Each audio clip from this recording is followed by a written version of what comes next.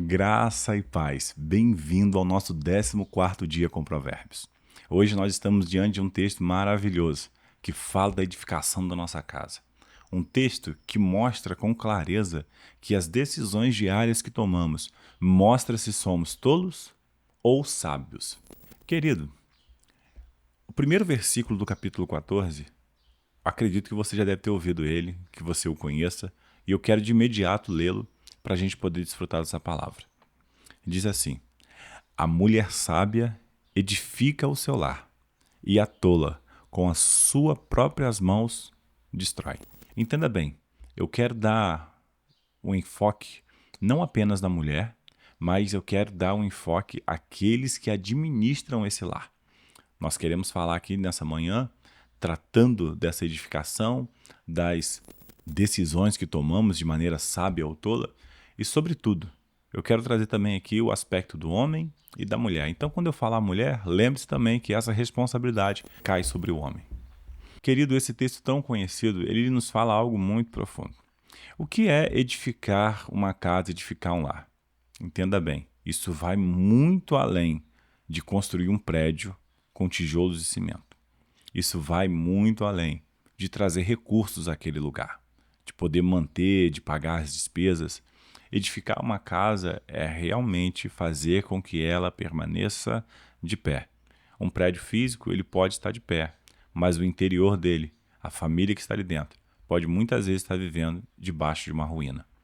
Hoje, nós sabemos e olhamos, para as redes sociais e encontramos ali imagens, vídeos de famílias perfeitas. As pessoas sempre publicando momentos de alegria, momentos de descontração, mas a gente bem sabe que a vida não é feita só desses momentos.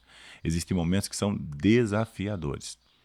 Olhando ao nosso redor, nós podemos perceber diversas famílias desestabilizadas, diversas famílias que perderam o propósito, o estímulo e estão aí destruídas, definhando, se desfazendo.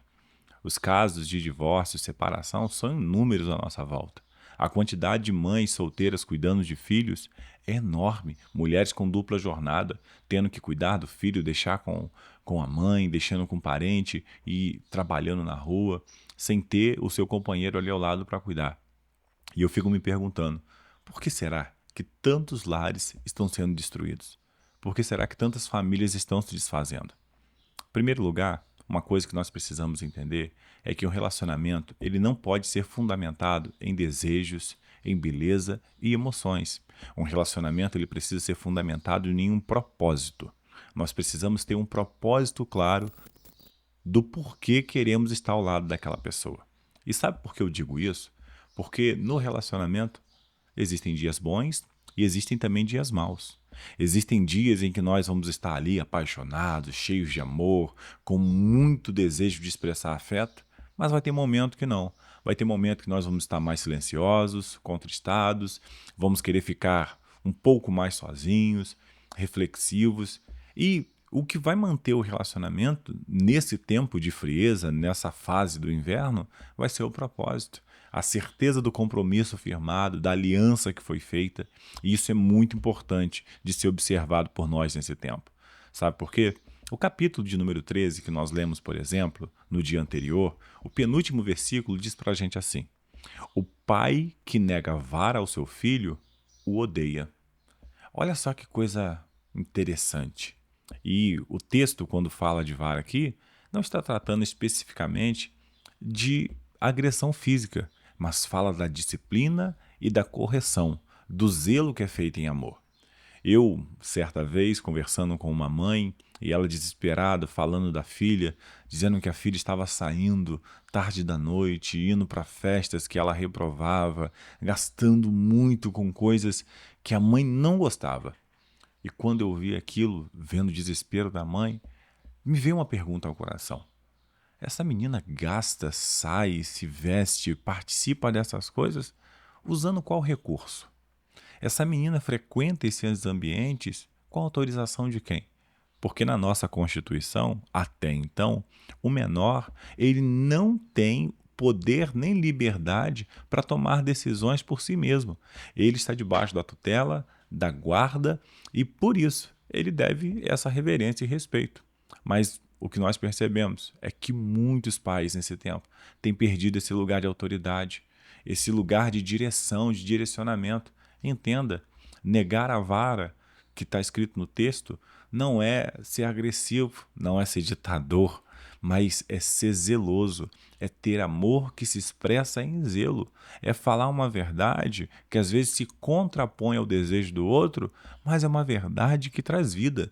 Sabe, querido, edificar o lar é você, em primeiro lugar, ter o Senhor como o árbitro das questões que precisam ser decididas, ter o Senhor como o orientador do coração do casal e da família. Nós precisamos edificar nossas casas no fundamento da palavra. Nós precisamos construir relacionamentos, construir um ambiente onde os princípios da palavra de Deus são observados, são compartilhados, são vividos. Isso sim vai trazer um lar edificado, vai trazer um lar firme, que quando vier a tempestade, vier o dia mau, ele irá permanecer de pé. Ainda no capítulo 14, o versículo de número 12, é outro versículo muito conhecido no meio do povo de Deus. Há caminho que ao ser humano parece direito, mas o fim dele é caminho de morte. Quantas vezes você já se deparou fazendo algo motivado, inspirado, sabe? Cheio ali de motivação, daquela sensação boa de estar construindo, e no meio do caminho você acabou percebendo que cometeu um erro. Querido, entenda bem, errar não é um problema, mas a grande questão é a gente admitir o erro. Existem caminhos que de fato a gente olha, os nossos olhos, eles enxergam algo muito bom, algo muito maravilhoso, mas nem sempre é o que a gente está pensando que é. E nesse momento em que nós nos damos conta, nós precisamos refazer a rota. Nosso coração, a palavra de Deus vai dizer que ele é enganoso, desesperadamente corrupto. Então, se nós formos guiados por tudo que o nosso coração deseja, por tudo que ele almeja, a gente vai cometer erro demais. É preciso que a gente tenha um olhar mais profundo sobre as decisões que vamos tomar, sobre os caminhos que vamos trilhar, sobre onde nós queremos chegar, sabe? Eu acredito que você, quando era criança, teve muitos sonhos, né? Pensou, eu quero ser isso, fazer aquilo, ir para tal lugar. E ao longo do tempo, você foi começando a ver, poxa, isso aqui não dá para fazer. Isso aqui não é uma realidade. Eu lembro que quando nós nos casamos, eu e minha esposa, a gente pensava em ter vários filhos. Nós hoje temos duas. E entendemos que duas é o que nós conseguimos hoje cuidar, zelar, da maneira, né, melhor que a gente pode oferecer, está dentro desse parâmetro aí. Duas filhas. Mas lá atrás, nosso coração, não, vamos ter 4, vamos ter 5, ter uma casa cheia. Sabe? Existem caminhos que nós vamos olhar, eu quero. Mas aí a gente precisa voltar isso ao Senhor. A gente precisa fazer como Tiago diz. Olha, antes de tudo, se assim o Senhor permitir, se assim o Senhor quiser. Porque, irmãos, existem caminhos que eles vão nos levar à ruína. Eles vão nos levar à morte, apesar de parecerem caminhos bons. É preciso ter sensatez na hora de tomar decisões, fazer escolhas e trilhar o caminho. Para a gente poder fechar bem esse capítulo, eu quero ler com você o verso de número 23. Em todo trabalho há proveito. Meras palavras, porém, levam à penúria, à ruína, ao fracasso. Escute só o que eu vou te dizer. 14 dias caminhando, ouvindo a palavra, observando ensinos preciosos. Não sou eu que estou dando esses ensinos para você. É a palavra de Deus. São orientações que o próprio Deus dá ao seu povo. E você está aí ouvindo, está absorvendo tudo isso. Agora, meras palavras não nos levam a lugar nenhum. Você quer viver uma vida diferente? Faça coisas diferentes. Você quer colher, obter um resultado diferente? Haja de forma diferente. Nós somos convidados a sermos ativos. Essa palavra oração, né, é a junção de duas coisas, né? Oratória e atitude. É você falar, verbalizar, porque a palavra tem poder, mas é você também tomar uma atitude. Você quer entrar nesse ano de 2025 vivendo uma nova perspectiva, uma nova realidade? Então, comece desde já. ponderar sobre aquilo que tem sido nutrido no seu coração e, a partir disso, determine a rota, se organize e comece a tomar uma atitude diferente. Sabe? A sua casa, a sua família, o seu seio familiar pode ser muito diferente no próximo ano. Talvez esse ano você passou por algumas frustrações, algumas decepções, algumas dificuldades, e tudo isso faz parte do relacionamento. Relacionamento gera atrito, gera isso mesmo, confronto. Mas você pode iniciar o ano de 2025 muito melhor se você começar a tomar novas atitudes. O pensamento, talvez você já teve. As palavras, talvez você já disse.